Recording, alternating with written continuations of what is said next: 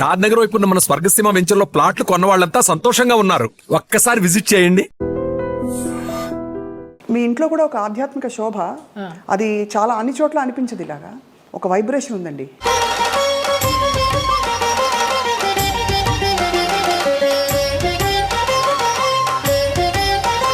ఇంట్లోకి రాగానే ఒక దేవాలయంలోకి వచ్చిన అనుభూతి అనేసి అంటారు. మీకు నచ్చినట్టు బతికారు దాదాపుగా. కరెక్టా? అవును. సీతమ్మ ఎవరి మాట వినదని, పోగొట్టుకున్నా సంపాదించిన ఎన్ని ఒడిదుడుకులు అయినా కూడా నేను ఎవరిని బ్లేమ్ చేసేందుకు లేదు. మీ రక్షణ మీరు ఎలా చేసుకున్నారు? అండ్ మగ ప్రపంచం వచ్చి మిమ్మల్ని పలకరించలేదు, ట్రై చేయలేదంటే ఎవరు నమ్మరు. కాపాడుకున్నాను అంటే కాపాడుకోలేదనే చెప్పాలి. తలుపులు కొట్టేవారు. ఒక ఆర్టిస్ట్ అయితే నువ్వు తలుపు తీస్తావా లేకపోతే నేను ఇక్కడ ఊరేసుకొని చచ్చిపోనా అని అడిగాడు. పెద్ద ఆర్టిస్టా? పెద్ద ఆర్టిస్ట్. ఒక బంధం కోరుకున్నారా మీతో, లేక కేవలం బంధం లేదు, ఏం లేదు, బాగుండేదాన్ని. ఎలా తప్పించుకున్నారు? కొన్ని తప్పించుకున్నాను, కొన్ని తప్పించుకోలేకపోయినా.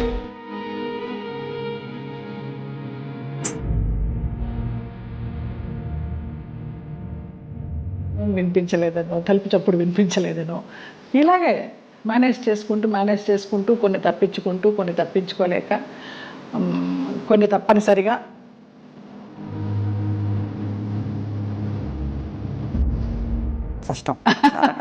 కష్టమని అనుకోలేదు. అంటే ఒకసారి పోయినా 100 సార్లు పోయినా పోయింది అంతే. నేను చెడిపోతే చెడిపోయాను, నా వాళ్ళు బాగుండాలి, నా వాళ్ళు బాగుండాలి. చాలా సున్నితమైన ఒక ప్రశ్న అండి ఇది. అడగచ్చు అడగకూడదు, కానీ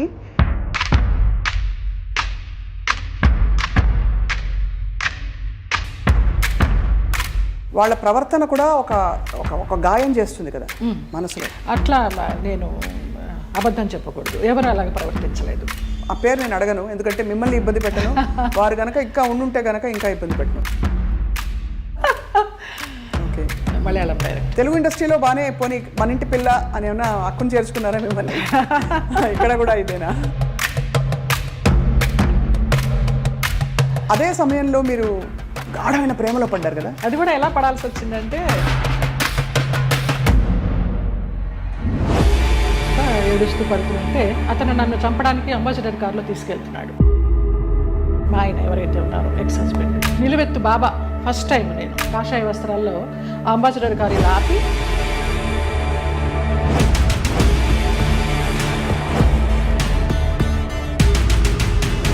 ఆ మన్నాడు పరుచూరు గోపాలకృష్ణ గారు, చలపతిరావు గారు వీళ్ళంతా మన విరుగంబాకం పోలీస్ స్టేషన్కి ఫోన్ చేసి ఇలాగ మా అమ్మాయి అప్పుడు యాక్సిడెంట్ అయ్యి పడిపోతే ఈ నడుము దగ్గర నుంచి చచ్చిపడిపోయింది అంటే, నాకు మళ్ళీ అతను లైన్లోకి వస్తే నేను నెలకి మెడిసిన్స్కి 5,000 రూపాయలు పంపించేదాన్ని. మీరు చెప్పే ఈ సంఘటనలు ఊహించుకుంటే కూడా, అంటే మీరు శరత్ బాబు గారు ఉన్నా కూడా చెప్పేదాన్నేమో, లేరు కాబట్టి ఇంకా ఫ్రాంక్గా చెప్తాను. చాలా ఫ్రాంక్గా ఫస్ట్ టైం చెప్తున్నాను నేను. మీ జీవితంలో కీలక పాత్ర పోషించిన వ్యక్తులు గుమ్మడి గారు ఒకరు. అసలు అంత లింకప్ చేయాల్సిన అవసరం ఎందుకు వచ్చింది? నా కోసం సులా అని ఒక వైన్ బాటిల్ తెప్పించేవారు రోజు 800 పెట్టి. ఇది నీకే, ఇది జయమ్మకే, వేరే ఎవరు ముట్టుకోవద్దనేసి. ఒక 4-5 సంవత్సరాలు జర్నీ చేశాము. ఇప్పుడు అటు నుంచి వెళితే నాకు ఆ ఇల్లు చూస్తే మాత్రం ఏడుపు వస్తుంది. అక్కడే నాగేశ్వరరావు గారు అన్నారు, ఆయన పోయిన తర్వాత అక్కడ నుంచుని ఉంటే పిల్లలందరినీ పలకరిస్తూ నా భుజం తట్టి,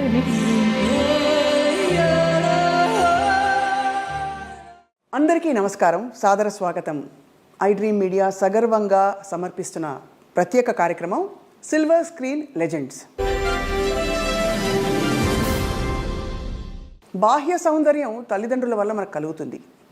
ఆత్మ సౌందర్యం భగవదేచ్ఛ. అలాగే మనసుని చాలా అందంగా ఉంచుకోవాలంటే అది ఖచ్చితంగా స్వయంకృతాపరాధం. అంటే మనసు అందంగా ఉంచాలంటే బోల్డంత సంస్కారం అవన్నీ కావాలి. మరి బాహ్య సౌందర్యంతో పాటు అంతఃసౌందర్యం కలిగిన వ్యక్తుల్ని కలిసినప్పుడు చాలా చాలా ఆనందం కలుగుతుంది. అటువంటి వ్యక్తుల్లో నాకు చాలా ఇష్టమైన నటి, అసలు మనసులో ఏముందో మొహం మీద ఉట్టిపడే వ్యక్తి ఎవరు అంటే జయలలిత గారు. పేరులో చాలా పవర్ ఉంది, కానీ లోపల మాత్రం సున్నితత్వం. 40 ఏళ్ళుగా ఎన్నో పాత్రలు వేస్తూ బోరు కొట్టని బోరింగ్ పాప, జానాబెత్తల జానమ్మ, ఇలాంటి అద్భుతమైన క్యారెక్టర్స్తో మనందరినీ రంజింపచేశారు. కానీ మనసులో ఎప్పుడు ఏ కష్టం వచ్చినా ఇలా దాచుకున్నారు. నాట్య కళాకారిణిగా, నటిగా, అసలు జీవితాన్ని శోధిస్తున్న ఒక వ్యక్తిగా వారి ప్రయాణం గురించి వాళ్ళు తెలుసుకుందాం అద్భుతమైన ఈ కార్యక్రమంలో. నమస్కారం జయలలిత గారు. నమస్కారం స్వప్న. చాలా చాలా మనసుకు తృప్తిగా ఉంది. పరిచయం ఎంత అద్భుతంగా ఉందో, చాలా బాగా చేశారు. నిజంగా మిమ్మల్ని చూసినప్పుడు అలాగే అనిపిస్తుంది. మీ కళ్ళు, మీ నవ్వు చాలా మనసులోంచి ఇలా వస్తుంది. ఎక్కడ నటన ఊరికి ఏదో నవ్వాలి కదా అని ఎప్పుడు అనిపించదండి. ఇందాక మీరు అన్నారు కదా ఈశ్వరేచ్ఛ అని, అది అంతే, అదే నమ్ముతాను. మీ ఇంట్లో కూడా ఒక ఆధ్యాత్మిక శోభ, అది చాలా అన్ని చోట్ల అనిపించదు. ఇలాగా ఒక వైబ్రేషన్ ఉందండి అంటారమ్మా చాలా మంది. ఇంటికి వచ్చిన వాళ్ళు ఇంట్లోకి రాగానే ప్రశాంతత ఉంది. బయట చూస్తే ఏంటి ఇలాంటి ఫ్లాట్లో ఉంటుంది జయలలిత అనుకుంటాము. ఇంట్లోకి రాగానే ఒక దేవాలయంలోకి వచ్చిన అనుభూతి అనేసి అంటారు, అందరు అంటారు. ఆ నిశ్శబ్దం అసలు ధ్యానంలోకి వెళ్ళిపోవాలనిపించింది రాగానే. మీరు ఆధ్యాత్మికంగా కూడా ప్రయాణించారు కదా, అంటే ఇప్పుడు ప్రయాణిస్తున్నాను కూడా. అదే ఎందుకో మనసుకి హాయినిస్తోంది. ఇంకా ఈ ఆర్భాటాలు, ఈ అలంకారాలు, అలాంటి వాటన్నిటికీ దూరం అయ్యాననే చెప్పాలి. ఇంకా కొంచెం ఉంటుందేమో, దాన్ని కూడా దూరం చేయాలి. అది జయలలిత గారు చాలా ధైర్యంగా లైఫ్ని మీరు కొనసాగించారు. మీకు నచ్చినట్టు బతికారు దాదాపుగా. కరెక్టా? అవును, నిజమా? సీతమ్మ ఎవరి మాట వినదని. సీతమ్మ ఎవరి మాట వినదు. పోగొట్టుకున్న, సంపాదించిన ఎన్ని ఒడిదుడుకులు అయినా కూడా స్వయంకృతాపరాధం మీరు అన్నట్టు. నాకు నేను ఎవరిని బ్లేమ్ చేసేందుకు లేదు. మీ అసలు పేరు జయలలితేనా? లలిత. లలిత. మరి జయలలిత అనేది జయ తర్వాత కలిసింది కదా? కలిసిందంటే నాకు ఊహ తెలిసిన తర్వాత నేను చూసిన ఫస్ట్ మూవీ కథానాయకుడు ఎన్టీ రామారావు గారు, జయలలిత గారు. ఆ సినిమా చూసిన తర్వాత 6 సంవత్సరాలు అప్పుడు నాన్న అప్పుడు బడులు అనేవారు కదా, స్కూళ్ళు కదా, బడిలోకి జాయిన్ చేయడానికి వెళ్ళినప్పుడు మాస్టర్ గారు ఏంటమ్మా పేరు అన్నప్పుడు నాన్న లలిత అని చెప్పబోతుంటే నేను జయలలిత అని చెప్పేశాను. అది యాదృచ్ఛికం, తెలీదు. ఆ సంఘటన ఒకటే గుర్తుంది కానీ ఎందుకు చెప్పానో తెలియదు. జయలలిత అని చెప్పేసా. అప్పటి నుంచి జయలలిత. జయలలిత అనగానే ఆవిడ పవర్ఫుల్ జయలలిత గారే గుర్తొస్తారు. కానీ ఇక్కడ తెలుగునాట మీరు అంటే మీ ఏం చెప్పాలి, వర్చస్సు, ఒక అందం, ఒక గ్రేస్ ఏదైతే ఉందో ఆ జయలలిత గారికి ఈ జయలలిత గారికి పోలిక పడతారు. మీరు నమ్మచ్చు నమ్మకపోవచ్చు, అతిశయోక్తి అనుకోవచ్చు. మొన్న నేను కేరళ ఒక ఆయుర్వేదం ట్రీట్మెంట్కి వెళ్తే డీటాక్స్కి, అక్కడ వాళ్ళందరూ అన్నారు ఆ జయలలిత మీరు ఒకలాగానే ఉన్నారమ్మా అనేసి. ఫస్ట్ టైం ఆ గ్రూప్ అంతా అన్నారు. జయలలిత గారు, మీరు నాట్య కళాకారునిగా మీ అభ్యాసం మొదలుపెట్టినప్పుడు అప్పుడు మీ మనసులో ఏముండేది? తల్లిదండ్రులు చెప్పి మంచి డాన్సర్ అవ్వాలనుకునేవారా, లేదు అందరి ఇళ్లలో నేర్చుకుందాం? అసలు నా నాట్యాభ్యాసం ఎలాగా మొదలైందంటే అక్కకి నేర్పిస్తున్నారు. అక్కకి నేర్పిస్తున్నప్పుడు నేను చూస్తూ నేను కూడా నేర్చుకుంటాను అని ఏడ్చాను 5 సంవత్సరాలు. అప్పుడు అమ్మ అన్నారు ఇంకా నీకు అవగాహన లేదు, కొంచెం వయసు రావాలి, వచ్చిన తర్వాత నువ్వు నేర్చుకుందావు అంటే మా మాస్టర్ గారు ఆ అమ్మాయిలో ఉన్న జిజ్ఞాస చాలా నచ్చిందమ్మా నాకు. అంత వయసు అప్పుడు ఎవరికి కళల పట్ల ఆసక్తి ఉండదు, ఈ అమ్మాయికి ఏదో పూర్వజన్మ వాసన ఉంది, నేను నేర్పిస్తాను, మీకు ఎందుకు, మీరు కంగారు పడకండి అని. నేను ఏడిస్తే నేర్చుకుంటానని అట్లా నేర్పించారు. ఇంకా అది నాకు నరనరాల్లో అలాగా ఉండిపోయింది. ఒక పెద్ద నాట్య కళాకారిని అవుదామని, ఒక పద్మా సుబ్రహ్మణ్యం గారిలాగా లైఫ్లో పెళ్ళి అనేది ఏమి చేసుకోకుండా అలా ఉందామని అనుకున్నాను. బట్ నాన్నకి జర్నలిస్ట్ అవడం వల్ల, సినిమా వాళ్ళతో సంబంధాలు ఉండడం వల్ల, మీ అమ్మాయి బాగుంది, కలర్ అది, హైట్ అది బాగుంది అంటే ఆ అమ్మాయిని హీరోయిన్ చేయాలి అనేసి, ఎన్ని పెళ్లి సంబంధాలు వచ్చినా కూడా వద్దు, మా అమ్మాయి అయితే పెళ్లి మంచి హీరోయిన్ అవ్వాలి, లేకపోతే డాన్సర్ అవ్వాలని ఆయన అలాగా కలలుగా అన్నారు. ఆయన కోరిక ప్రకారం ఆర్టిస్ట్ అవ్వాల్సి వచ్చింది. నా కోరిక అయితే మంచి డాన్సర్ అవ్వాలని. కానీ ఏ రోజు సంసారంలో సుఖపడాలి, ఇలాగా అంటే సెటిల్ అయిపోవాలి అనే ఆలోచన అనిపించలేదు? ఏదో ఒక స్పెషల్ అని, ఏదో మొత్తానికి ఏదో ఒక గోల్ పెట్టుకున్నాను, వాళ్ళలాగా అవ్వాలి, వీళ్ళలాగా అవ్వాలని. ఏమి అవ్వలేకపోయినాను, నేను నాలాగానే ఉన్నా. మీరు మీలాగా ఉంటూ అన్ని ఎక్స్ప్రెస్ చేసి ఇప్పుడు మీ చక్కగా మంచి టైంలో ఇప్పుడు మీరు అంత ప్రయాణం అంటారు కదా, ఆ ప్రయాణం కొనసాగిస్తారు. అంతర్ముఖంగా ప్రయాణం చేస్తున్నాను. బాగా చెప్పారు. ఎంతవరకు నేర్చుకున్నారు జయలలిత గారు మీరు నాట్యం? ఆల్మోస్ట్ డిప్లొమా అంతా అయిపోయిందమ్మా. డిప్లొమా అయిన తర్వాత ఏదో ఎంఏకి కట్టాలని అనుకుంటున్నప్పుడు మూవీ వచ్చింది, నాన్న వాళ్ళ ఫ్రెండ్స్ ఈ పోరాటం మార్పు కోసమని. ఇంకా ఆంధ్ర నాట్యం కూడా నేర్చుకోవాలని నటరాజ రామకృష్ణ గారి దగ్గర 1 year పేయింగ్ గెస్ట్గా ఉండి నేర్చుకున్నాను నేను. ఆ టైంలో నాన్న వచ్చి మా ఫ్రెండ్స్ సినిమా తీస్తున్నారు, అందులో హీరోయిన్కి డాన్సర్ అయి ఉండాలి, క్లాసికల్ డాన్సర్, నువ్వు నువ్వు చేయాలి అనేసి అన్నారు. ఇంకా రూమ్లోకి వెళ్ళిపోయి గడిపెట్టేసుకుని ఏడుస్తూ కూర్చున్నాను. నేను డాన్స్ అవ్వాలనుకుంటే నన్ను సినిమాల్లోకి చేర్చడం ఏంటి, వెళ్ళనని.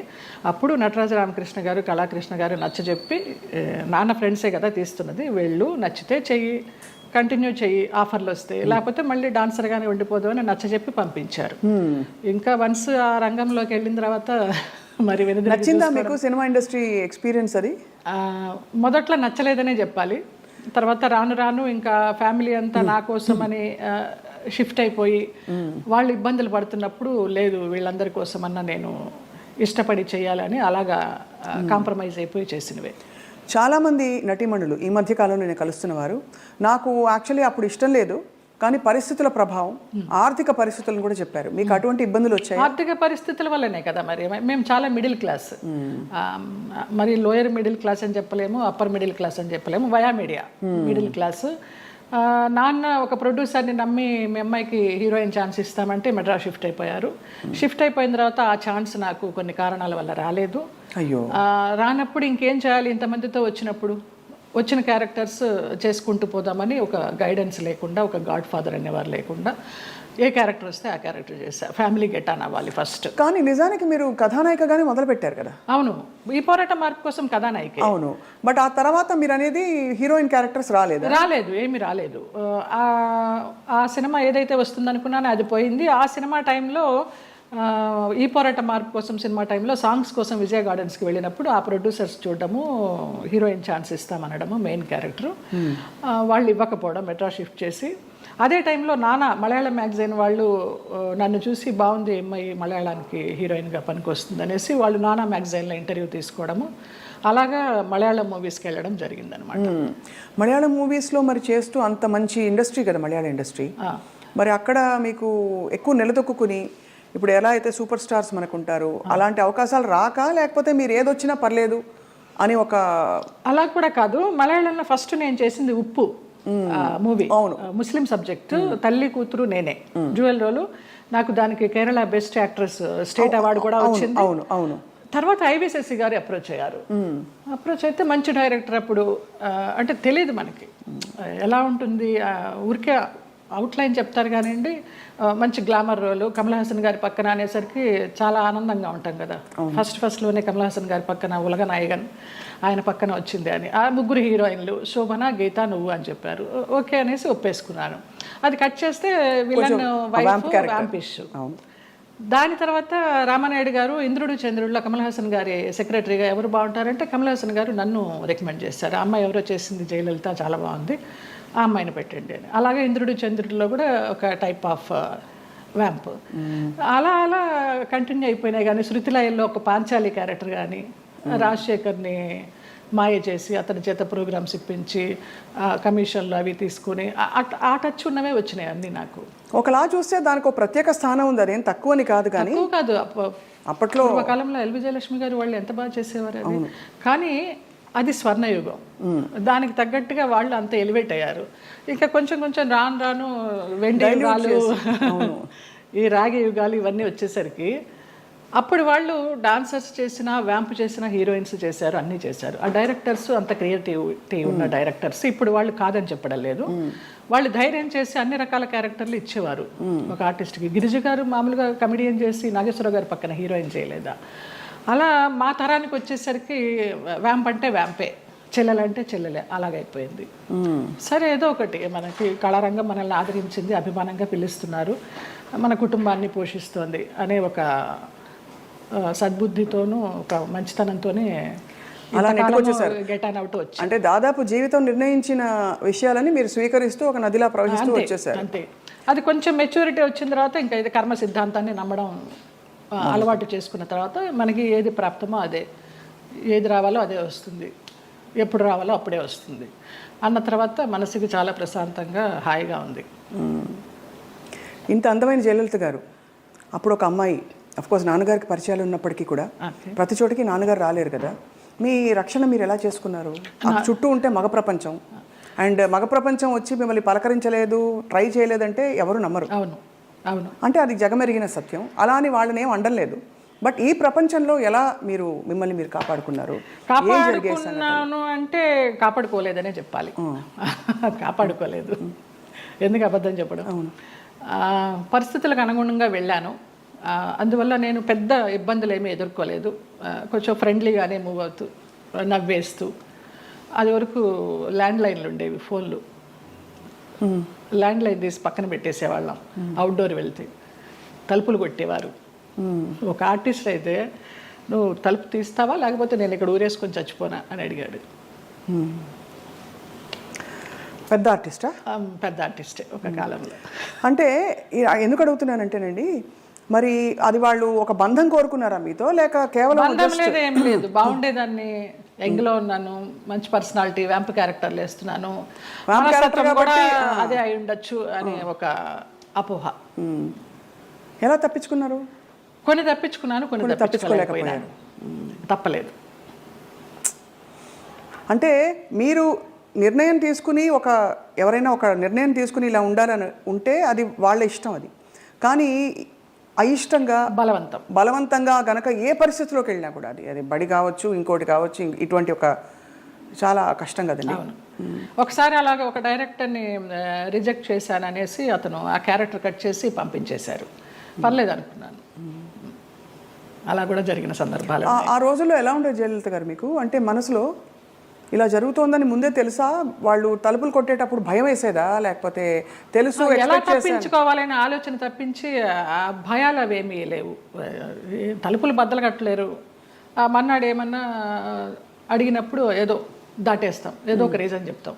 అవునా, నిద్ర పట్టేసింది, ఫోన్ వినిపించలేదనో, తలుపు చప్పుడు వినిపించలేదనో, ఇలాగే మేనేజ్ చేసుకుంటూ కొన్ని తప్పించుకుంటూ, కొన్ని తప్పించుకోలేక, కొన్ని తప్పనిసరిగా. కష్టం, చాలా కష్టం. అయితే కష్టమని అనుకోలేదు. అంటే ఒకసారి పోయినా 100 సార్లు పోయినా పోయింది అంతే. ఇక మనకేమి అది ఫీలింగ్ ఉండదు. అంటే కరెక్టేలేండి మీరు అన్నట్టు. అంటే ఆ టైంకి మీరు ప్రాక్టికల్గా సమాధాన పడిపోయారు అంతే దానికి. అంతే. ఒకటే ఏమో, నా వాళ్ళు బాగుండాలి. ఎలాగో వచ్చాను, నేను చెడిపోతే చెడిపోయాను, నా వాళ్ళు బాగుండాలి, అంతే. ఆ మంచి మనసుతోనే వచ్చాను కాబట్టి ఇప్పటికీ నన్ను భగవంతుడు ఈ రకంగా చూస్తున్నాడు 40 years ఇండస్ట్రీలో అని ఒక నమ్మకం. ఇప్పుడు అందరూ బాగున్నారు. చాలా సున్నితమైన ఒక ప్రశ్న అండి, ఇది అడగచ్చు అడగకూడదు, కానీ ఈ సోకాల్డ్ ప్రముఖులు వాళ్ళు వీళ్ళు మిమ్మల్ని ఇలాగా ఇబ్బంది పెట్టి, సరే వాటెవర్ ట్రై చేసి అది బలవంతంగా మీరు తలొగ్గినప్పుడు గౌరవం ఉంటుందా, లేకపోతే కేవలం జస్ట్ వాళ్ళ వాళ్ళ వాళ్ళ ఇంకా పైశాచికత్వం? కానీ పైశాచికత్వం ఏమీ ఉండదు, గౌరవం ఉండదమ్మా. Just matter of fact, need అంతే. రెండు ఉండవు, అది మరీ పీక్ ఉండదు. కానీ అంటే ఎందుకు అడుగుతున్నానంటేనండి, ఆ టైంలో వాళ్ళ ప్రవర్తన కూడా ఒక గాయం చేస్తుంది కదా మనసులో. అట్లా నేను అబద్ధం చెప్పకూడదు, ఎవరు అలాగ ప్రవర్తించలేదు. పైశాచికము లేదు, ప్రేమ లేదు. ప్రేమ అసలు ఉండదు. ఒప్పుకొని వెళ్ళాము, అంతవరకు. వాళ్ళ నీడ్ అయిపోయింది, వచ్చాము. తర్వాత ఎలా ఉండేవారు వీళ్ళందరూ? బాగానే ఉండేది మామూలుగా. షార్ట్ అంటే షార్టే, అంతే అంతే. సో అది అలాగా ఒక ప్రొఫెషనల్ సిస్టంలో దాదాపు ప్రతి హీరోయిన్కి, ప్రతి అందమైన నటికి ఇది సర్వసాధారణమైపోయిన పరిస్థితులు వచ్చాయి అనే ఒక బాధతో తప్ప మరీ మిమ్మల్ని ప్రోబ్ చేసి ఇబ్బంది పెట్టాలని కాదు జయలలిత గారు. అయ్యో లేదమ్మా. ఎందుకు అది నామ్ అయిపోవాలి, ఎందుకు ఒక బెంచ్ మార్క్ అయిపోవాలి అని అంటే, మనం ఈరోజు అనేక కమిటీలు పెట్టడాలు, ఇండస్ట్రీ ఇతర వర్క్ ప్లేసెస్లో వేధింపుల కమిటీ ఉండాలని చెప్పి, అంటే వేధింపులని వ్యతిరేకించే కమిటీలు. బై గాడ్స్ గ్రేస్ మాకు అట్లాంటి వేధింపులు ఏం లేవు, కానీ తప్పలేదు. అంటే అది కరెక్టే. అంటే వేధింపులు లేకపోయినా ఒక పాయింట్లో మీరు ఎస్ చెప్పకపోతే మీకు అవకాశాలు తగ్గిస్తాం అన్నది ఒక వేధింపే కదా. అవును అవును. అంటే మీకు టాలెంట్ ఉండి కూడా చెప్పాను కదా, ఒక డైరెక్టర్ పంపించేశారు సుగం క్యారెక్టర్ అయిన తర్వాత అనేసి. ఆ పేరు నేను అడగను, ఎందుకంటే మిమ్మల్ని ఇబ్బంది పెట్టను. వారు గనక ఇంకా ఉండుంటే గనక ఇంకా ఇబ్బంది పెట్టను. లేరు, పోయినారా? Okay. Malayalam director. Okay okay. Telugu ఇండస్ట్రీలో బాగానే పోనీ మన ఇంటి పిల్ల అని ఏమన్నా అక్కును చేర్చుకున్నారా మిమ్మల్ని? ఇక్కడ కూడా ఇదేనా? అక్కున చేర్చుకోలేదు, చీకొట్టలేదు. రైట్. అదే సమయంలో మీరు గాఢమైన ప్రేమలో పడ్డారు కదా? అవునమ్మా. మలయాళం డైరెక్టర్. అది కూడా ఎలా పడాల్సి వచ్చిందంటే, నేను డేట్స్ ఇచ్చినప్పుడు నాన్న నాకు తెలియకుండా వేరే క్రాస్ బెల్ట్ మణి అని మన హీరోయిన్ మీనా వాళ్ళ మేనమామ, ఆయన కూడా ఒక కాలంలో ఒక ఈ సి గ్రేడ్ టైప్ ఆఫ్ మూవీస్కి మంచి పెట్టింది పేరు ఆయన. నేను చేసే సినిమాలు కూడా సి గ్రేడ్ సినిమాలే అప్పుడు, బీసీ గ్రేడ్. మీరు అంత ఓపెన్ గా సీక్రెట్ సినిమాలు చేశానని చెప్తున్నారు కదా, అది ముచ్చటేసని చూసి ఎంత నిజాయితీగా చెప్తున్నారని చెప్పండి మ్యామ్. ఆ టైంలో నాన్న వాళ్ళకి ఇచ్చారు, నేను వీళ్ళకి ఇచ్చాను. అప్పుడు ఆ లొకేషన్కి వచ్చి ఆయన రౌడీయిజం చేయపోయినారు, క్రాస్ బెల్ట్ మని. అప్పుడు ఇతను నేను భయపడి ఏడుస్తుంటే నన్ను ఒక రూమ్లో ఉంచి నీకెందుకు నేను ఉన్నాను కదా, నేను సమాధానం చెప్పి పంపిస్తాను, వాళ్ళు మాకు చుట్టాలి అన్నట్టుగా అలాగే పంపించేసరికి అబ్బా నా లైఫ్ని సేవ్ చేసి అతను దొరికాడు అన్నట్టుగా బ్లైండ్గా పడిపోయినా ప్రేమలో.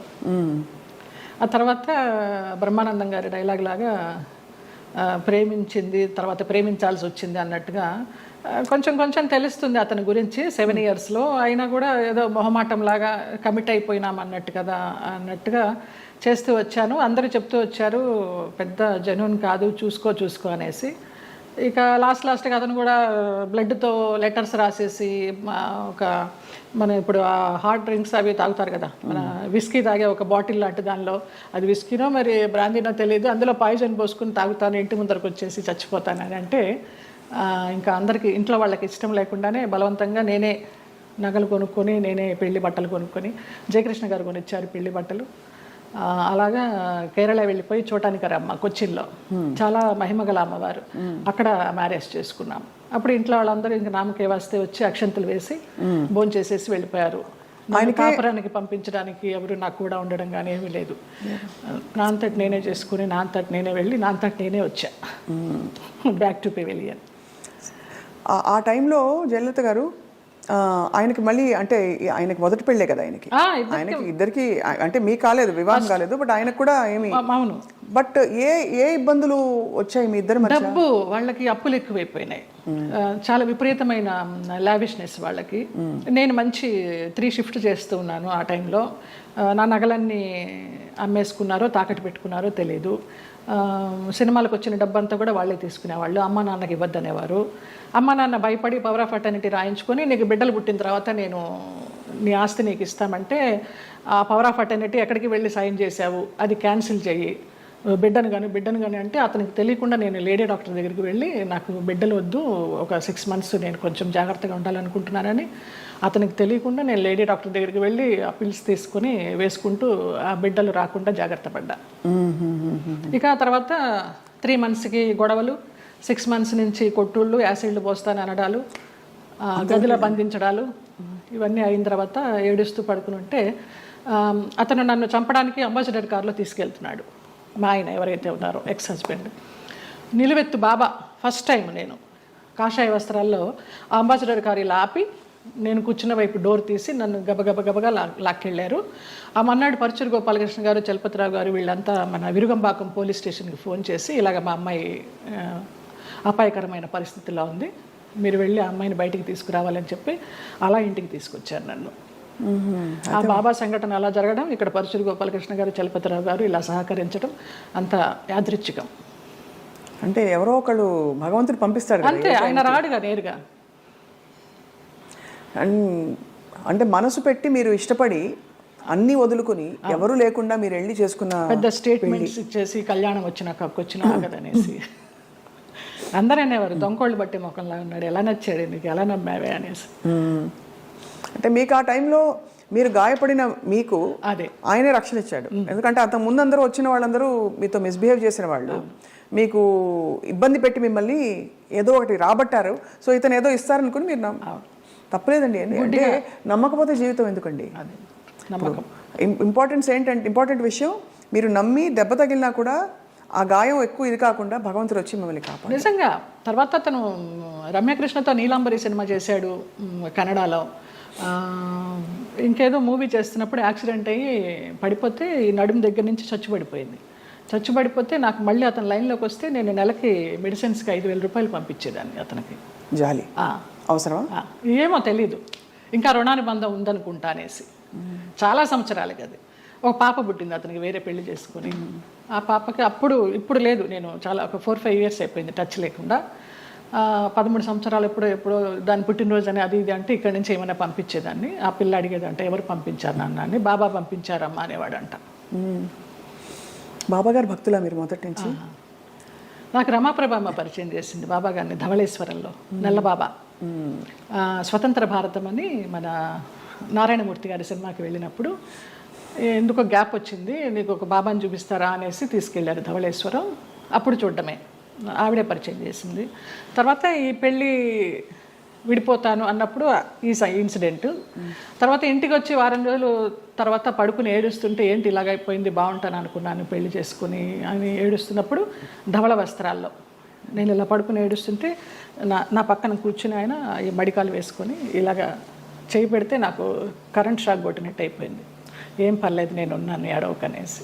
ఆ 2 సార్లే కనిపించారు. తర్వాత 4 హారతులు చేసేదాన్ని ఇంట్లో, ఇంకెప్పుడు కనిపించలేదు నాకు ఆయన. కానీ మీరు చెప్పే ఈ సంఘటనలు ఊహించుకుంటే కూడా అంటే ఇంకా ఏమనాలో మాటలు రావట్లేదు. బాబా గారు వచ్చి పక్కన కూర్చుని ఆ అనుభూతి మీకు కలగడం, నేను చాలా ఫీల్ అయినా. మా స్పర్శ ఒక ఏంటో అంటారు కదా 1000 ఓట్ల కరెంట్ షాక్ కొట్టినట్టు అనేసి, అలా ఒక ఆరాలాగా వచ్చేసింది 2 సార్లు.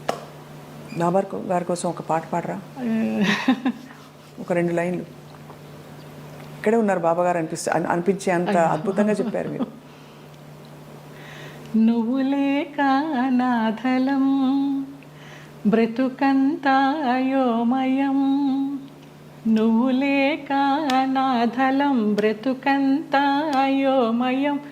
బాబా ఓ బాబా, ఇక నీ పరీక్షకు మేము పలేము, ఇటులి నిరీక్షణ మేము పలేము, నువ్వు లేక నాథలం బ్రతుకంతాయోమయం, బాబా ఓ బాబా. ఎంత ముద్దుగా బుజ్జి తల్లిగా పాడారు. నాకు అది బ్రహ్మానందం గారు ఇచ్చారు ఆ బాబా. ఓ ఈ బాబా గారు బాబా డివోటివ్ కదా అనేసి వాళ్ళ మేనేజర్ చేత ఇచ్చి పంపించారు.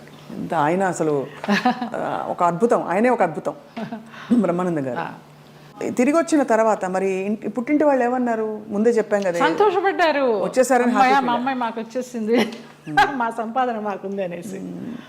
కానీ ఒకటండి, మీరు ఏ మాట కామాట ఓపెన్గా మాట్లాడుకుంటున్నాం కాబట్టి, పుట్టింటి వాళ్ళు కావచ్చు అత్తింటి వాళ్ళు కావచ్చు మిమ్మల్ని ఒక ATM మెషిన్లో చూసారని అనిపిస్తుంది. అంతే. దానికోసం మీరు నలిగిపోయి, మీరు లోపల ఇదైపోయి వెళ్ళి, అప్పుడు నలగడాలు కూడా మనకి తెలియదు, అంత జ్ఞానం కూడా లేదు కాబట్టి మీకు సంతోషం. అంటే ఇగ్నోరెన్స్ ఇస్ బ్లిస్ అంటారు ఇంగ్లీష్లో. అదే ఏమో, అది నేను తెలుగు మీడియం, ఇంగ్లీష్ కూడా పెద్దగా రాదు, బిఏ తెలుగు మీడియం.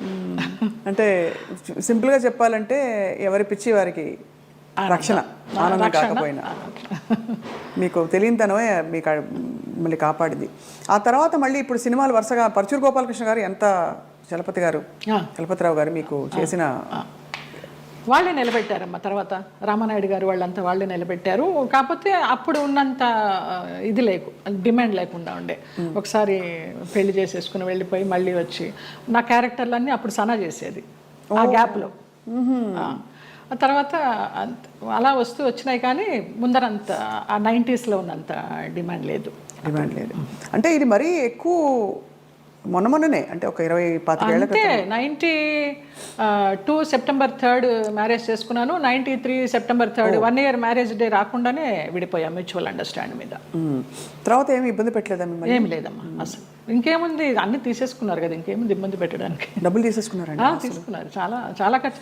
అప్పుల వాళ్ళు వచ్చేవాళ్ళు, ఈయనేమో చనిపోతానని వెళ్ళేవాడు, అమ్మో భర్త సుమంగళితనం పోతుంది ఎలాగా అనేసి చెక్ మీద సంతకం చేసి ఇచ్చేస్తూ ఉండేదాన్ని. ఎంత కోల్పోయారు జయలలిత గారు? పోయింటాయమ్మా, ఒక 50 sovereigns గోల్డ్ లాగా పోయి ఉంటుంది, ఒక 25 lakhs క్యాష్ పోయి ఉంటుంది. సో దాదాపు ఆ రోజుల్లో చాలా ఎక్కువ కదా అది. 90sలో 2-3 కోట్లు అనుకోండి ఈ రోజులో ఈజీగా. ఆ లెక్క కూడా తెలియదు మనకి. అంటే కానీ అదే బాధ చాలా. మీరు మీకోసం ఇష్టంగా ఎప్పుడైనా ఏదైనా కొనుక్కున్నారా? ఒక ఇల్లు, ఒక కారు, ఒక నగలు? అట్లా నగలు ఇష్టం. నేను కొనుక్కున్నప్పుడల్లా అమ్మ అడిగేది నాకు కూడా ఆ నగ కావాలి అనేసి. నేను ఏదైనా చీర కొనుక్కుంటే నాకు ఆ చీర కావాలని అడిగేది. ఒకప్పుడు నగలు చీరలు ఇష్టము. ఈ కార్లు ఇళ్ళు అంటారా నాకు తెలియదు. ప్రాపర్టీలు చేర్చుకోవడము, కొంచెం డబ్బు ఉంటే దాచుకోవడము, ఏదైనా కొనడము, అది పెరుగుతుంది అనుకోవడము, ఆ బిజినెస్ మైండ్ లేదు. అదే ఉంటే కనుక మరి ఇంత మీరు అన్ని పోగొట్టుకుంటారా చెప్పండి? అందరూ అనేవారు ఏదైనా స్థలం కొని పడేయమ్మా అని, వినేదాన్ని కాదు. అదే ఇల్లు, పెళ్ళి, పిల్లలు అన్ని ప్రాప్తంలో ఉండాలంటారు, అవి లేవు. చాలా దారుణం అండి. మీకు മലയാളം അറിയുമോ? അറിയും, നന്നായിട്ട് അറിയും. 25 പടം అభినయించుండు మలయాళത്തിൽ. అంతే కదా, అంత పెళ్లి చేసుకున్నవాడు మలయాళి. అవును, తిట్టేదాన్ని మలయాళంలో. అవునా? పట్టి నాకు ఒకటి తెలుసు, పట్టి పట్టి కళూరుండ మోనే గాడిద. మలయాళ వంటలు కూడా వచ్చా జయలలిత గారు మీకు? అసలు నాకు మన తెలుగు వంటే రాదు, స్టవ్ అంటించడమే రాదు. ఓలన్ ఓలన్ ఓలన్ అంటే కాలన్ కాలన్ പച്ചടി കിച്ചടി എരിശ്ശേരി ഒന്നും അറിഞ്ഞൂടാ. അറിഞ്ഞൂടാ? ഒന്നും അറിഞ്ഞൂടാ. కాఫీ టీ పోలే അറിഞ്ഞൂടാ. ఇప్పుడు అసలు మీకు వంట రాదా? అసలు స్టవ్ అంటించడం రాదు తల్లి. ఎంత ముద్దుగా చెప్పారండి. ఎలా మరి మరి ఎవరు చేసి పెడతారు? మా మేనమామ కొడుకు వాడు, నలభీమ పాకం వాడే అండి. మార్నింగ్ అక్కడ సోఫాలో కూర్చున్నానంటే నైట్ డిన్నర్ వరకు అన్నీ అక్కడికే వస్తాయి. అవ్వా, క్వీన్ అనమాట అంతే. పోతే పోనీ దునియా గోలీ మారు దునియాకు అంతే. ఒక సన్యాసి జీవితం, ఒక మహారాణి జీవితం అన్నీ.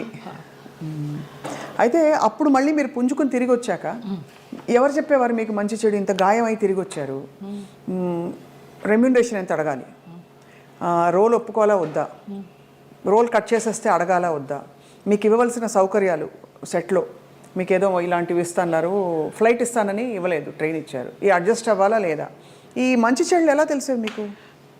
తెలీదమ్మా. ఇప్పుడు నేను చెప్తున్నాను కదా, ఒక మోస్తరు సినిమా అయితే వాళ్ళు ఏదో చెప్పేవారు, ఇన్ని రోజుల క్యారెక్టర్ అమ్మా అని. నేను ఒక రెమ్యునరేషన్ అడిగేదాన్ని, అది కాదమ్మా కొంచెం తగ్గించండి అనేవారు. సరే, కానీ రెమ్యునరేషన్ ₹1 తక్కువైనా పర్వాలేదు, కానీ మర్యాద తక్కువైతే మాత్రం నేను భరించలేను. టైంకి అన్నం పెట్టాలి. నేను బ్రాహ్మణ అమ్మాయిని, ప్యూర్ వెజిటేరియన్. మీరు పెరుగన్నం పెట్టినా చాలు, టైంకి పెట్టాలి. ఎప్పుడో 2 గంటలకి 3 గంటలకి బ్రేక్ ఇస్తానంటే నా వల్ల కాదు. ఒక 2 కొబ్బరి బొండాలు ఇవ్వాలి, ఒక 4 వాటర్ బాటిల్స్ ఇవ్వాలి, మంచి హోటల్ రూము, అవుట్డోర్ అయితే. ఇక్కడైతే నేనే ఇంట్లోనే ఉండి వెళ్తాను. ఇంతే తప్పించి పెద్ద హైలీ డిమాండ్స్ ఏమీ ఉండేవి కాదు నాకు. అమ్మ ఫ్లైట్ దొరకలేదు, ట్రైన్ అన్నారనుకోండి, చలో పదండి. కానీ చాలా మంది మేనేజర్లు టికెట్ కన్ఫర్మేషన్ లేకుండా ఎక్కించేసేవాళ్ళు మమ్మల్ని. అయిపోయిందమ్మా అయిపోయింది అనేసి. తర్వాత మేము ఎన్ని ఇబ్బంది పడిన సందర్భాలు ఉన్నాయో టీసీ దగ్గర. పాపం వాళ్ళు మాకు అప్పుడు ఫేస్ వాల్యూ ఉంది కాబట్టి ఏదో సీట్ ఇచ్చో, లేకపోతే ఇంకొక ఊర్లో బర్త్ ఖాళీ అవుతుందమ్మా అని అలా ఇచ్చో, అలాంటి ఇబ్బందులు పడ్డాం. అష్ట కష్టాలు పడ్డారు అయితే. ఇవన్నీ అంటే పార్ట్ ఆఫ్ ద గేమ్. కానీ ఆ టైంలో మరి మీ మేకప్, మీ చర్మ సౌందర్యం ఇవన్నీ తెలిసిండేదా? ఇలా చేసుకోవాలి, ఫేస్ ప్యాక్ చేసుకోవాలి? అసలు తెలియదు నాకు. అసలు ఇంతవరకు సెల్ఫ్ మేకప్ తెలియదు. నేను ఇవాళ కూడా చేసుకోలేదు. మీరు చూడండి, ఎప్పుడు చేసుకోను. నేను మేకప్ మ్యాన్ ముందర కూర్చుంటాను, మీకు ఏది వస్తే అది చేయండి అంటే. మీకు అసలు మేకప్ ఎందుకండి అవసరం లేదు? ఏదో ప్రత్యేక క్యారెక్టర్కి ఏదో పెద్ద పెద్ద బొట్లు పెట్టి కాటుకలు పెట్టి చేయాలంటే తప్ప. వాళ్ళందరూ నవ్వుతారు, అదేంటమ్మా 40 సంవత్సరాల నుంచి ఉన్నారు, మొన్న మధ్య టీవీ సీరియల్స్ చేసినప్పుడు కూడా మీరు సెల్ఫ్ చేసుకోరా అని. నేను సెల్ఫ్ మేకప్ చేసుకోను, నా దగ్గర మెటీరియల్ ఉండదు. ఓన్లీ ఆ టచ్అప్ క్లాత్, స్పాంజ్, ఒక గిన్నె తీసుకెళ్తా అంతే. మిగతాన్ని మీరే చేసుకోండి, ఎలా చేసుకుంటారు. మరి ఆ టైంలోనే కదా మీకు వచ్చిన బోరు కొట్టని, బోరింగ్ పాప, ఇవన్నీ ఎప్పుడు వచ్చాయి? ఏ టైంలో వచ్చాయి? లారీ డ్రైవర్ బాలయ్య బాబుతో చేసినప్పుడు జస్ట్ ఒక సీన్, ఒక సాంగ్, ఒక ఇమాజినేషన్ సాంగ్, డ్రీమ్ సాంగ్, దాంతో బోరింగ్ పాప అని వచ్చేసింది. జనాల్లోకి బాగా వెళ్ళిపోయింది ఆ క్యారెక్టర్. అవును, చిన్న క్యారెక్టర్ అయినా కూడా. అలాగే ఏప్రిల్ 1 విడుదల భాగ్యం క్యారెక్టర్ కూడా అలాగే వెళ్ళింది. అద్భుతమైన వంశీ గారి సినిమాలు అసలు ఓ రేంజ్. అవును. ఏ డైరెక్టర్తో మీరు వర్క్ చేసినప్పుడు మీకు హాయిగా అనిపించేది, అంటే ఇది కదా నాకు ఇష్టమైన వాతావరణం అని? చాలా మోస్ట్లీ ఈవీవి సత్యనారాయణ గారు అలాగే ఉండేదమ్మా, జంజాల గారు అలాగే ఉండేవారు, వంశీ గారు అలాగే ఉండేవారు, మోహన్ గాంధీ గారు అలాగే ఉండేవారు, కోదండరామరెడ్డి గారు అలాగే ఉండేవారు. చాలా ప్లెజెంట్గా మన శరత్ గారు, వంశోద్ధారకుడు, వంశానికి ఒకడు, అవన్నీ చేసి సాయంత్రం 6 అయిందంటే నేను, వైవిజయ, అన్నపూర్ణమ్మ, శ్రీలక్ష్మి, మేమంతా ఒక బ్యాచ్ ఉండేవాళ్ళం సినిమాల్లో. ఒక టైంలో అందరం ఉండేవాళ్ళం, అన్ని క్యారెక్టర్స్ ఉండేవి. ప్యాకప్ ఎప్పుడు అంటే ఆ శరత్ గారు విసుకొని దుబ్బేయండి అనేవారు. రేపు చేసుకుంటాలి మీ క్లోజులు, వెళ్ళిపోండి అనేసి. అలాగా రాఘవేంద్రరావు గారి దగ్గర, అందరి దగ్గర ఒక్కొక్క డైరెక్టర్ ఒక్కొక్క గురువు అంతే. ఎవరి దగ్గర ఏం నేర్చుకోవాలి, ఒక డిసిప్లినా, ఒక సిస్టమేటిక్గా, ఒక యాక్టింగ్గా. బాపు గారిని సార్ ఎలా చేయమంటారు, మీరు చేయండి అమ్మా, నాకు కనుక అది సరిపోలేదు అనుకుంటే నేను చెప్తాను, నేను ఇంప్రూవ్ చేస్తాను, లేకపోతే మీరు చేసిందే చాలు నాకు అంటారు. మహానుభావుడు చెప్పారండి. విశ్వనాథ్ గారు అయితే అన్నీ చేసి చూపిస్తారు. విశ్వనాథ్ గారితో చేసిన సినిమాలు నేను శృతిలయలు, స్వయం కృషి లాస్ట్లో, చిరంజీవి గారికి చరణ్ రాజ్కి ఫైట్ అప్పుడు స్వయం కృషిలో మంచి వెన్నెల ఇప్పుడు మగువ మనకు పంచబాణుని కేళి బాగుగా గూడుండ మగువా మగువా ఆ సాంగ్. బట్ మంచి సాంగ్. శేషు మాస్టర్ గారు కొరియోగ్రాఫరు. చిరంజీవి గారు ఫైట్ చూస్తారు కానీ జయలలిత సాంగ్ ఎవరు చూస్తారు అక్కడ? అలాగా ఆ క్లాసికల్ సాంగ్ అలాగా అయిపోయింది అనమాట. స్వరాభిషేకం శ్రీకాంత్ గారు ఆయన అన్నదమ్ములుగా చేసింది, అది చేశాను ఏవిఎస్ గారి భార్యగా. మంచి క్యారెక్టర్స్ పడ్డాయి యాక్చువల్లీ, గుర్తుండిపోయే క్యారెక్టర్స్. జంజాల గారిది చంటబ్బాయి, విచిత్ర ప్రేమ, పెళ్లి గోల, ఓహనా పెళ్ళంట. కానీ ఆ వ్యాంప్ క్యారెక్టర్ డాన్సులు కానీ వచ్చినప్పుడు మీకు ఇష్టం లేని బట్టలు వేసుకున్నారు ఎప్పుడు? అన్నీ పొట్టి పొట్టి బట్టలు వేసేసుకుని నుంచునే వాళ్ళము. మేకప్ మ్యాన్లు స్టాకిన్స్ ఉండేవి కదా అప్పుడు మాకు, మొత్తం గోడకి సున్నం కొట్టినట్టే కొట్టేవారు. ఇలా ఉన్నా కూడా కొంచెం ఎక్కడెక్కడ ప్యాచెస్ ఉన్నాయో, మోకాలు అవి ప్యాచెస్ ఉన్నాయని మొత్తం పెయింట్ కొట్టి అలా నుంచునే వాళ్ళం బొమ్మలాగా.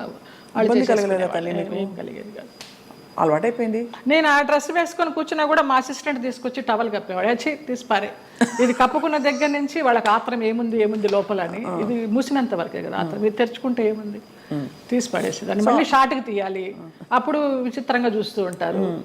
మనకి షార్ట్ కాన్సన్ట్రేషన్ ఉండదు. ఇప్పటి నుంచి ఇలాగే కూర్చుంటా. మానవ నైజం అండ్ అందులో మీలాంటి ఒక స్త్రీ, అంటే ఇంత కష్టం చూసిన స్త్రీ ఎంత దెబ్బతిన్నా కూడా నేర్చుకోకుండా మళ్ళీ ప్రేమలో పడడం సహజం. సో మళ్ళీ అలా పడ్డారా? అంటే పడలేదా? భగవంతుడు నన్ను రక్షించాడు. కానీ ట్రై చేస్తుంటారు కదా చాలా మంది, అంటే ప్రేమలో పడ్డానికి ఎవరు ట్రై చేయలేదమ్మా. ఉంచుకుంటామని, మళ్ళీ రెండో పెళ్లి చేసుకుంటామని. నాకు ఇంట్రెస్ట్ లేదు, నాకు భయం. ఒక పెళ్ళి చాలు, అయిపోయింది దాంతో ఎక్స్పీరియన్స్. చాలా మంది కాంప్రమైజ్ అయిపోతారు కదా, ఏదో ఒక తోడు, ఏం లేని చోట ఒక తోడు ఉంటుందని. అలా అనిపించలా. అన్నపూర్ణమ్మ వాళ్ళందరూ కూడా అనేవారు, కనీసం పెళ్లి చేసుకోకపోతే ఎవరన్నా బిడ్డనన్నా పెంచుకో, నీకు వయసు అయినప్పుడు ఆసరాగా ఉంటారని. అక్క పిల్లలు అన్న పిల్లలు అందరూ ఉన్నారు, చాలు. అది కూడా అనిపించలే. నాకు ఒక బిడ్డ, నాకు ఒక సంసారం, మళ్ళీ పెళ్ళి, మళ్ళీ ప్రేమ, చాలు ఒకటి. అమ్మ బాబోయ్, అవును, ఎంత గాయం అయింటుందో మీకు అర్థమవుతుంది. మీరు నేర్చుకోవడం గొప్ప విషయం. గాయం ఎంత అయిందో తెలియదు కానీ దాని మీదకి వెళ్ళలా, డైవర్ట్ అవ్వాలా నేను. బట్ ఏదో ఒక ఏంటి లైఫ్ అనుకుంటే ఏమొచ్చేది మీకు ఆన్సర్?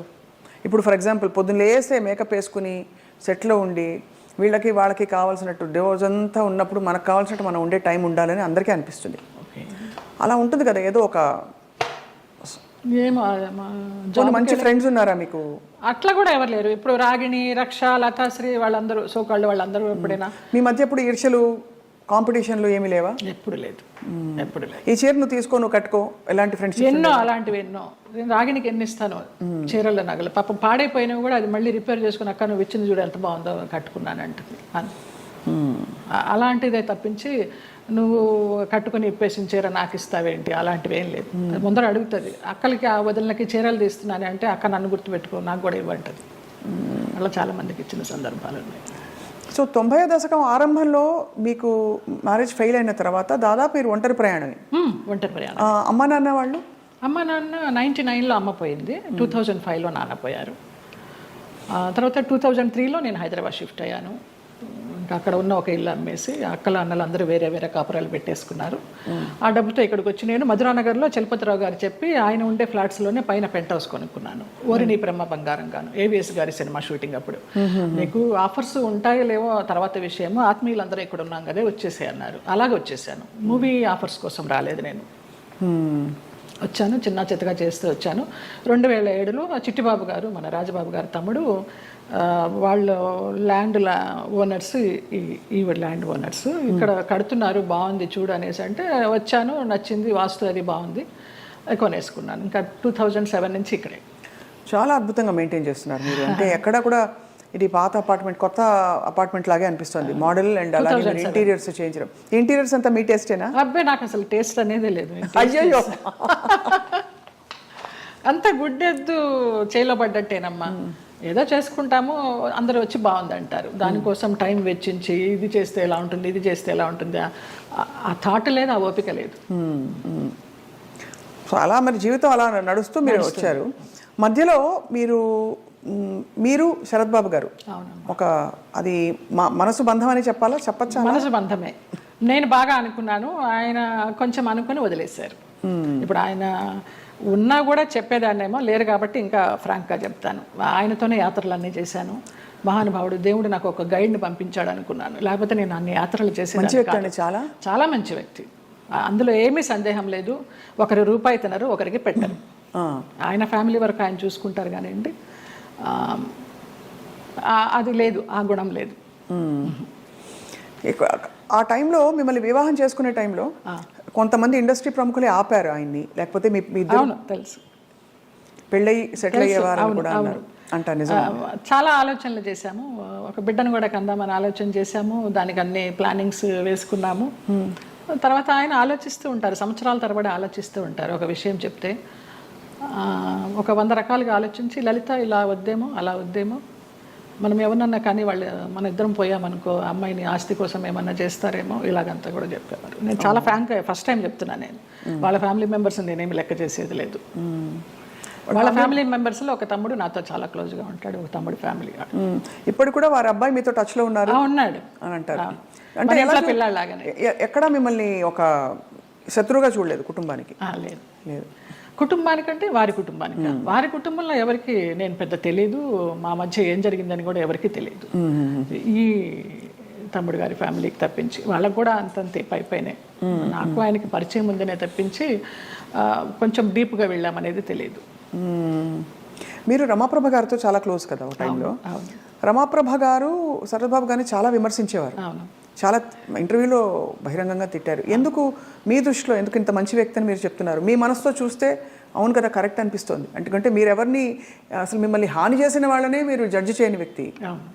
అలాంటిది అసలు అంటే మనం ఒకవైపునే విని చెప్పలేము కదా, మరి జడ్జ్ చేయలేము కదా. మరి అప్పుడు వాళ్ళిద్దరు కలిసి ఉన్న పరిస్థితుల్లో ఏం జరిగిందో అది నేను కూడా చెప్పలేను. కానీ నా వరకు ఆయన చాలా మంచి వ్యక్తి, చాలా మంచి వ్యక్తి. ఏ విషయంలో మీకు నమ్మకం కలిగింది? ఫర్ ఎగ్జాంపుల్, అంటే మీరు చూసిన అనుభవాల్ని బట్టి మనని ఇతను హింసించడు, మన డబ్బులు తీసుకోడు, లేదు వేరే విధంగా వేధించడు, కంట్రోల్ చేయడు, ఇలా రకరకాల కేటగిరీల్లో మనం తిన్న దెబ్బల్ని బట్టి ఆ విషయంలో మనకు నమ్మకం కలుగుతుంది. ఏ విషయంలో మీకు ఒక భరోసా కలిగింది ఆయన? నాకు తెలియదు, నా అంతటి నేనే మామూలుగా బావా బావా అని పిలిచేదాన్ని, వెళ్ళేదాన్ని. రమాప్రభ గారి కోసం అక్కకి ఏమన్నా చేయండి బావా అనేదాన్ని. అక్కకి చాలా చేశానమ్మా, ఇంకా నేను చేయాల్సింది ఏమీ లేదు అనేవారు. అలాగా నేను ఈ గుళ్ళు వెళ్తాను, ఆ గుళ్ళు వెళ్తాను, ఈ పురాణాలు చదువుతానంటే ఆయన దగ్గర కూర్చుంటే గంటలు గంటలు అలాగా టైం పాస్ అయిపోయేది. అప్పుడు నేను ఒక ఆడదాన్ని అనే అభ్యంతరం లేకపోతే మీ వెంట తీసుకెళ్ళడానికి, మీరు యాత్రలకు వెళ్ళినప్పుడు నాకు చెప్పండి బావా నేను వస్తాను అనేదాన్ని. అలాగా మా యాత్ర సాగిందనమాట. అట్లా ఇంకా ఆయన లలిత లలిత అని పిలవడము, క్లోజ్ అయినామని చెప్పాలి. దాదాపు మీకు అంటే గృహస్థాశ్రమం లేకపోయినా వానప్రస్థాశ్రమం లాంటిది తొందరగా ఫాస్ట్ ఫార్వర్డ్ మోడ్లో కర్మలు అయిపోతాయి చూడండి. ఇప్పుడు మనం అనుభవించడానికి వచ్చిన కర్మలు అయిపోవాలంటారు కదా, అలా మీకు ఏదో రాసి పెట్టినట్టు మీరు దాన్ని అటాచ్ అయ్యారు, మళ్ళీ డిటాచ్ అయిపోయారు. అవును. ఆయన ఒక్క విషయంలో బాధపడుతున్నప్పుడు చిట్టిబాబు గారు వాళ్ళే చెప్పారు, పోనీలే నీకు భగవంతుడు ఆయన్ని గైడ్ కింద పంపించాడు నువ్వు యాత్రలు చేయడానికి.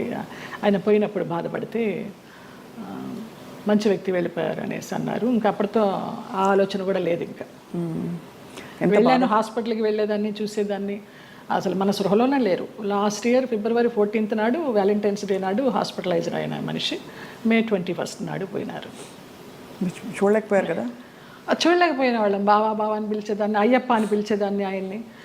ఆయన ఆధ్వర్యంలో ఇరుముడి కట్టుకుని నేను మండలం రోజులు అయ్యప్ప దీక్ష చేసి అయ్యప్పకి వెళ్ళాను. ఆయనతో వెళ్ళాలనుకున్నాను కానీ వెళ్ళలేకపోయినాను, నేను విడిగా వెళ్ళాను. అప్పుడు నేను ఇరుముడి కట్టుకునేటప్పుడు ఆయనే చెప్పారు నాకు మంత్రాలన్నీ. అట్లా అయ్యప్ప అని నా ఫోన్లో కూడా తత్వమసి అని ఫీడ్ అయి ఉంటుంది ఆయన పేరు, అయ్యప్ప తత్వమసి. అంటే ఎంత మీరు మనసులో ఆయనకి చాలా చాలా ఆరాధించాను. ఆయనకి సేవ చేసుకుంటూ అలా ఉండిపోవాలనుకున్నాను, బట్ భగవంతుడి పడనిలా. లేదు, రుణం లేదు. అది అంతేనండి, బంధాలు బంధాలు అంతేనా? మరి అంతే అనుకోవాలి. రుణం ఉన్నంత వరకు మనం కలిసి ఉంటాం, తర్వాత అంతే. కూడబెట్టిన పుట్టిన వాళ్ళు మన బిడ్డలే. అలాంటప్పుడు ఇంకా బయట నుంచి ఎక్కడో వచ్చిన వాళ్ళు ఆ రుణం ఉన్నంత వరకే ఉంటారు. రుణాన్ని బంధ రూపేణ పశుపత్ని సుతాలయ. సో మరి ఉన్నంతకాలం కష్టపడి ఉంటే దాన్ని ఎలా చూడాలి? రుణం ఉంది కాబట్టి నాకు కష్టాలు పెట్టాడు, కష్టాలు పడదాం అనుకోవాలా? లేకపోతే అంతే, పడాలి. కష్టాలని భరించే శక్తిని ఇవ్వమని కోరుకుంటా నేను. నువ్వు కష్టాలను ఇచ్చావు, భరించే శక్తి నువ్వు, అదే కోరుకుంటా ఎప్పుడు. మరి ఎప్పుడు ఇది సరికాదు, సవ్యం కాదని ఇప్పుడు చాలామంది ఆడపిల్లలు, మీకు అయిన ఎక్స్పీరియన్స్, మీ పెళ్లిలో 6 నెలలలో ఒక హింస, ఒక ఎక్స్‌ప్లాయిటేషన్ ఉంది, బయటకు వచ్చేయాలని ఆలోచించిన పరిస్థితుల్లో ఎప్పుడు బయటికి రావాలనే స్ఫురణ ఎలా కలుగుతుంది? బికాజ్ భరిస్తాం, సర్దుకుంటాయన్న హోప్ ఉంటుంది. ఆ స్ఫురణ ఏం చెప్పిన మాట వినాలని మీ గైడెన్స్ అడుగుతున్నా. మీరు డైరెక్ట్గా పడ్డ వ్యక్తి కాబట్టి మీకు అర్థమైంది కదా ప్రశ్న. అది మన రాతలో ఉంటుంది, ఏదో అదృశ్యవాణి చెప్తుంది మనకి, భరించావు చాలు, ఇంకా ఇది చెయ్యి అని గైడెన్స్ వచ్చేస్తుంది అని. నాకు బ్లైండ్గా వెళ్తాను నేను అంతే. అంతే, అంత డీప్గా వెళ్ళి నాలెడ్జబుల్గా చెప్పాలంటే నాకు తెలియదు, కానీ అనిపిస్తుంది, మనకే అనిపిస్తుంది. ఇంకా ఆ టైం అయిపోతుందని అనిపించినప్పుడు అది ఆటోమేటిక్గా వస్తుందని నేను అనుకుంటున్నాను. ఎంత ఇవాల్వ్ అయ్యారు మీరు స్పిరిచువల్గా, ఎన్ని కష్టాలు పడినా కూడా ఎంత పరిణితి తెచ్చుకున్నారు మీరు అంటే జీవిత ప్రయాణంలో. నేను కేరళ డీటాక్స్కి వెళ్ళినప్పుడు కూడా 14 days ఒంటరిగా ఉన్నాను. అప్పుడు నా లైఫ్ స్టైల్ మారిపోయిందమ్మా, మైండ్ సెట్ కానీ లైఫ్ స్టైల్ కానీ. ఎంత భయస్తురాల్లో నేను, చిన్న విషయానికి భయపడిపోతే, ఎక్కడన్నా నొప్పి వస్తే, ఇక్కడ నొప్పి వస్తే బ్రెస్ట్ క్యాన్సర్ ఏమో, ఇక్కడ నొప్పి వస్తే అపెండిసైటిస్ ఏమో అని అస్సలు లేదు. ముక్తినాథ్ నడిచి దిగాను -degreesలో మొన్న. అవునా? మొన్న రీసెంట్గా 4 days అవ్వలేదు. ఆ ముక్తినాథ్ ఒక ఇన్సిడెంట్ చెప్పాలి స్వప్న. ఒక ఆవిడ కటక్ నుంచి వచ్చారు, జ్యోత్స్నారావు అనేసి, ఒరిస్సా ఆవిడ కాదులే, ఒరిస్సాలో జాబ్ చేసేవారు, కాకినాడ ఆవిడ, బ్రాహ్మణ ఆవిడ. ఎవరు లేరు, నానే వాళ్ళు ఎవరు లేరు, తోడబుట్టిన అన్నదమ్ములు కానీ, అక్క చెల్లెళ్ళు కానీ, సంసారం కానీ, పిల్లలు కానీ ఎవ్వరు లేరు. ఆవిడ బ్రహ్మచారిణి. ఆవిడ వచ్చి నాకు ఎవరు లేరు 3 రోజులు ప్రయాణం చేశారు మాతోటి. 11th నాడు బయలుదేరాము ఇక్కడి నుంచి, 12th, 13th నాడు ముక్తినాథ్ తీసుకెళ్లారు. అలాగే డోలీలో ఎక్కించి వెళ్ళారు. ఆవిడకి ఏదో హై బ్లడ్ బీపీను షుగర్ ఏదో ఉంది. అన్నం తినాలనిపించక మాత్రలు వేసేసుకుంటున్నారు. తర్వాత ఆ ముక్తినాథ్లో జామ్సంలో మేము స్టే చేసినప్పుడు వెన్ను వణికించే చలి, అక్కడ హీటర్స్ ఉండవు, హీటర్స్ పెడితే ఆక్సిజన్ అందదంట, హై ఆల్టిట్యూడ్ అనమాట. అక్కడ ఆ రోజు నరకం అనుభవించాం అందరం, 80 members గ్రూప్ మేము. Sai Krishna tours and travels అని సాయిరామ్ గారు, ప్రసన్న గారు, వైఫ్ అండ్ హస్బెండ్, ఆది దంపతులు. నిజంగా 2009 నుంచి వాళ్ళు ఈ ట్రావెల్ చేస్తున్నారు. ప్రతి ఒక్క గ్రూప్తో ట్రావెల్ చేస్తారు.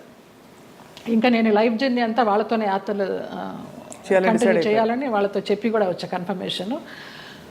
ఆవిడ ముక్తినాథ్ని దర్శించుకొని, సాయిరామ్ గారు మేము వెళ్ళే రోజు ముందర రోజు నైట్ హోటల్లో డిన్నర్కి గ్యాదర్ అయినప్పుడు చెప్తారు, అమ్మ ఇలా ఉంటుంది అక్కడ సిచ్యువేషను, స్నానాలు చేయకండి, 108 జలధారలు ఉంటాయి, స్నానాలు చేయకండి, -degrees ఉంటాయి, నెత్తి నీళ్లు చల్లుకుంటే చాలు, మనకి ముక్తినాథుడి దర్శనం కావాలి, మీరు ఆయన్ని చూడడం కాదు ముఖ్యం, ఆయన మిమ్మల్ని చూడడం ముఖ్యమని చాలా చక్కగా వివరించి ఆవిడని అడిగారు, అమ్మ మీ పరిస్థితి ఇలా ఉంది, వస్తారా, రాలేకపోతే రూమ్లో ఉండండి, భోజనం ఏర్పాట్లన్నీ చేసి మీకు ఒక మనిషిని పెట్టి నేను వెళ్తాను. లేదు సాయిరామ్, నాకు ఆ ముక్తినాథుడిని చూడాలి, నా ఒకే ఒక కోరిక అన్నారమ్మ. వచ్చారు, ముక్తినాథుడిని చూశారు. మర్నాడు అందరం బయలుదేరి బస్సుల్లో పోక్రా రిటర్న్ రావాలి. కార్లోనే స్పాట్ డెడ్ అమ్మ ఆవిడ. ముక్తినాథుడు అన్నందుకు ముక్తి, మోక్షం. ఎంత అదృష్టవంతరాలు, ఎవ్వరు లేరని 80 మందితో ప్రయాణం చేసి 3 రోజులు ముక్తినాథుని చూసి 4వ రోజు పోయింది. అసలు అద్భుతమైన సంఘటన అయితే నాకు, నేను మర్చిపోలేను ఈ యాత్రలో. ఆవిడ చనిపోయినప్పుడు ఎంత ప్రేతకళగా ఉందో, చితి మీద పెడితే అక్కడే ఎవరో కజిన్ నెంబర్ దొరికింది, ఫోన్లో అడిగితే మేము రాలేమండి అంత దూరం, మీరు చేసేయండి అని ఈయనకు అథారిటీ ఇచ్చేశారు సాయిరామ్ గారికి.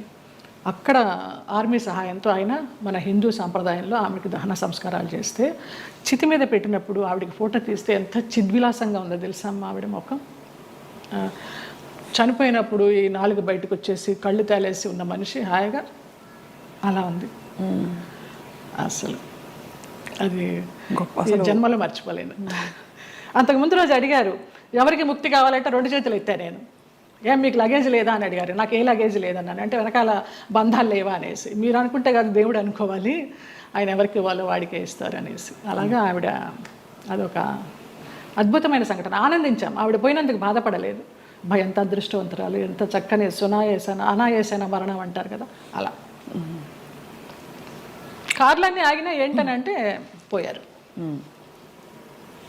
అంటే భగవద్ దర్శనం అయిందా అని చాలా మందిని అడుగుతాం. ఇంతకంటే నిదర్శనాలు ఏముంటాయి? మోక్షం, ముక్తినాథుడు. మా వాళ్ళందరూ, మా మామ కొడుకులందరూ ఆ -degreesలో 108 జలధారాల్లో స్నానం చేశారు. ఒక్కొక్క జలధార నుంచి ఇంకొక జలధార వెళ్తుంటే వాళ్ళకి బ్రెయిన్ పనిచేయడంలా ఫ్రీజ్ అయిపోతుంది. అలా చేశారు. నేను ఆ 108లో చల్లుకోవడానికి అరగంట పట్టింది, ఈ చెయ్యి పనిచేయాల 1 గంట, బ్లడ్ క్లాట్ అయిపోయి. అంత చలి, -degrees. అది అంత కష్టతరమైన ప్రయాణం. ఎంత చక్కగా వెళ్ళొచ్చామో వారి ఆధ్వర్యంలో.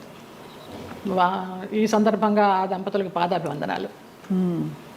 ఆ ప్లేసెస్లో నిజంగానే ఒక మహిమ ఉంటుంది కదా జయలలిత గారు. ఎందుకంటే మీరు ఇంత జీవితం చూసి భగవత్ స్పర్శ ఎక్కడ ఎందుగలడు అందులేడని సందేహం వలదు అని అంటారు కదా, అలాగా భగవంతుడు అన్ని చోట్ల ఉన్నాడు సర్వాంతర్యామి అంటూ కూడా మనం కొన్ని ప్లేసెస్కి ప్రత్యేకంగా వెళ్ళడానికి కారణం ఏంటంటే వాళ్ళు నడయాడిన ప్లేసులు అవి అని చెప్తారు. ఇప్పుడు నైమిసారణ్యం ఎంతమంది మునులు మహానుభావులు తపస్సు చేశారు. అక్కడికి వెళ్ళంగానే మనకు ఆ వైబ్స్, కొన్ని గుళ్ళకి వెళ్తే మామూలుగా దండం పెట్టుకుని వచ్చేస్తాం, కానీ అదే మనం తిరుమల వెళ్ళినప్పుడు ఆ వెంకటేశ్వర స్వామి చూస్తుంటే మనకు తెలియకుండానే ఆనంద బాష్పాలు కారిపోతాయి. ముక్తినాథుడి దగ్గర కూడా అలాగే కారిపోయినాయి నాకు. మన దేవుళ్ళ రూపాలు ఉండవు, ఏముండవు, వాళ్ళు నేపాల్ పద్ధతిలో తయారు చేస్తారు, అలా ఉన్నా కూడా వైబ్స్ ఉన్నాయమ్మా. అంతే, వాళ్ళు నడయాడిన ప్రదేశం. జనక్పూర్ వెళ్ళాము, సీతారాములు నడయాడిన ప్లేసు, వాళ్ళ కళ్యాణమైన ప్లేసు. చాలామంది మా గ్రూప్లో అక్కడికి వెళ్ళి దండలు మార్చుకున్నారు, మళ్ళీ సీతారాముల కళ్యాణం లాగా. అలాంటి వైబ్స్ ఉన్నాయి, అందుకే వెళ్ళాలి. ఇంట్లో కూర్చున్న భగవంతుడు దర్శనం ఇస్తాడు, అది వేరే విషయం. వాళ్ళు నడయాడిన ఆ పుణ్యభూమిలో నడిస్తే ఆ పాదధూళి మనకి కొంచెం పుణ్యం ఇస్తుందని. రెండోది మీరు అన్నట్టు ఆ ప్లేస్కి వెళ్ళిపోయాక నేను ఫలానా, నేను స్వప్న, నేను జయలలిత, నేను సో అండ్ సో అన్నీ మర్చిపోయి, నేను జ్యోత్స్న మర్చిపోయి కేవలం ఒక అంకిత భావంతో ఒక డిజాల్వ్డ్ స్టేట్లో వెళ్తాం. అంతే, అది కూడా ఒక సర్వస్వ శరణాగతి అయిపోయి నువ్వు తీసుకొచ్చావు, నువ్వే చూసుకో శరణాగతి, అంతే. అందులో కూడా చాలా అద్భుతాలు మన లోపల జరుగుతాయి.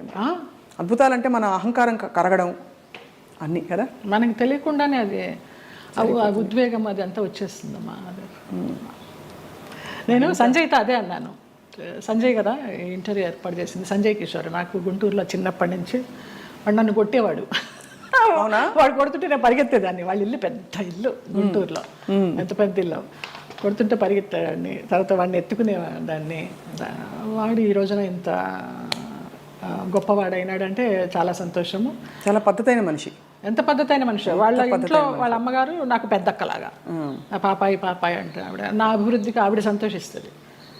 నా సొంత వాళ్ళు కూడా సంతోషించరు, కానీ ఆవిడ అంత సంతోషిస్తుంది, అంత బ్లెస్ చేస్తుంది ఆవిడ. నువ్వు బాగుండాలి, నువ్వు బాగుంటే మేము బాగుంటాం అనేసి.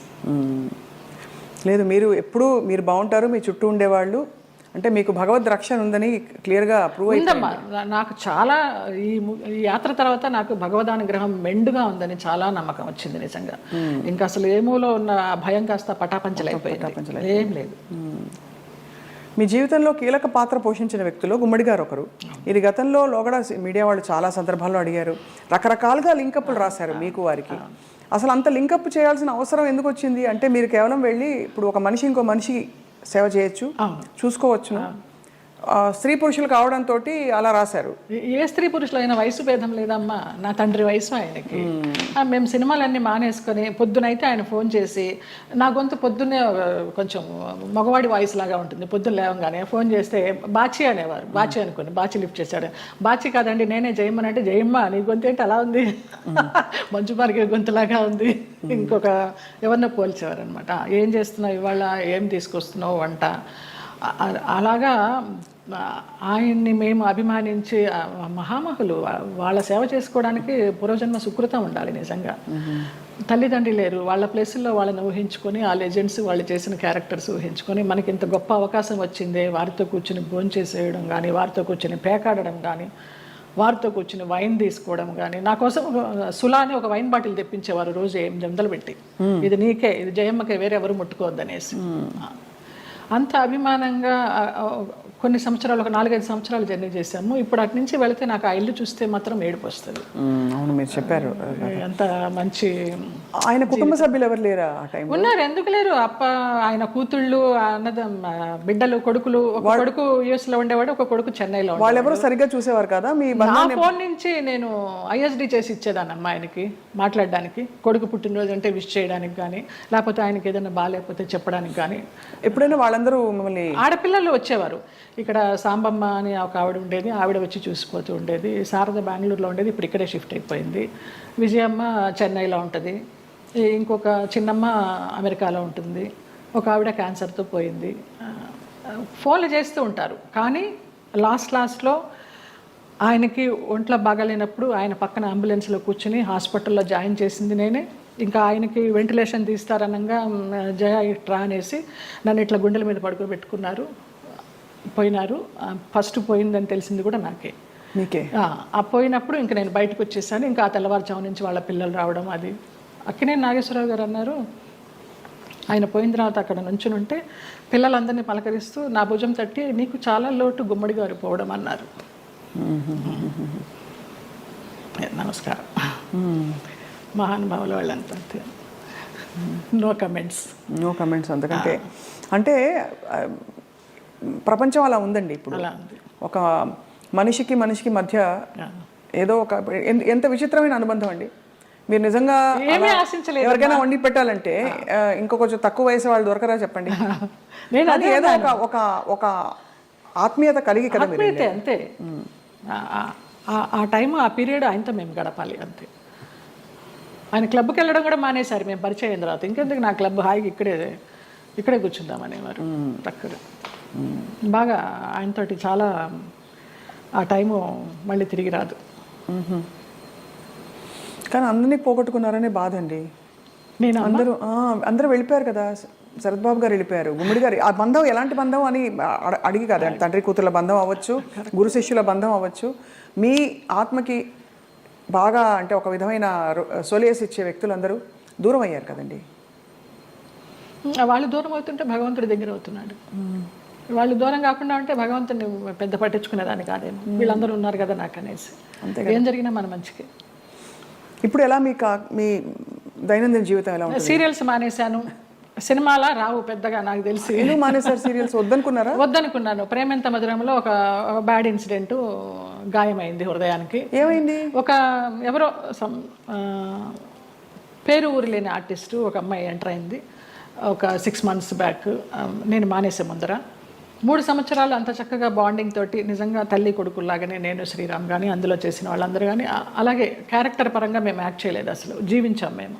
గ్లిజరిన్ కూడా వేసుకునే వాళ్ళం కాదు ఏడుపు సీన్లు ఉంటే. ఆ అమ్మాయి వచ్చి కొంచెం యారగెన్స్ అంతా చూపించడము, మర్యాద లేకపోవడం సీనియర్స్కి. ఒక సీన్లో అయితే అయిందని అలాగే అడ్జస్ట్ అయిపోయి చేస్తున్నాను. మానేద్దామా అనుకుంటూ పోనీలే మంచి సీరియల్, మంచి పేరు వచ్చింది, శ్రీరామ్ మంచి వాడు, అతన్ని చూసి చేయాలని అనుకున్నాను. ఒక టైంలో ఇంకా పీక్స్కి వెళ్ళిపోయింది ఆ అమ్మాయి బిహేవియర్. అమ్మాయి శ్రావణ శుక్రవారం నాడు పూజకి గాజులు లేకుండా కూర్చుంది మొండి చేతులతోటి. నేను ఒక పెద్ద సఫిస్టికేటెడ్ మదరు, అంత సాంప్రదాయాన్ని పాటించే మదరు, అత్తగారి పక్కనే కూర్చుని పూజ చేస్తూ ఉంటుంది. అప్పుడు నేను క్యారెక్టర్ పరంగా ఆలోచించి అత్తగారి స్థానంలో నేను ఇక్కడ ఉన్నాను కదమ్మా, నేను లేకపోతే నీ ఇష్టం వచ్చినట్టు చేసుకోవచ్చు, శ్రావణ శుక్రవారం పూజ ముత్తైదో గాజులు వేసుకుని చేయాలన్నానమ్మా. నా చెయ్యి నా ఇష్టం, నువ్వెవరితో చెప్పడానికి అంది, వేసుకునంది. అంతలాగా ఎందుకు ఏమో తెలియదు. అది ఆరగెన్సీ అంతే. ఆ పిల్లకి సీనియారిటీ విలువ తెలియదు, క్యారెక్టర్ విలువ తెలియదు. ఎవరండి యాక్టర్? ఆఫ్ కోర్స్ చూసే, నేను సీరియల్స్ చూడండి కాబట్టి ఇలా అడుగుతున్నాను. అమ్మాయి పేరు కూడా మర్చిపోయినాను, అసలు మైండ్లోనే లేదు అది.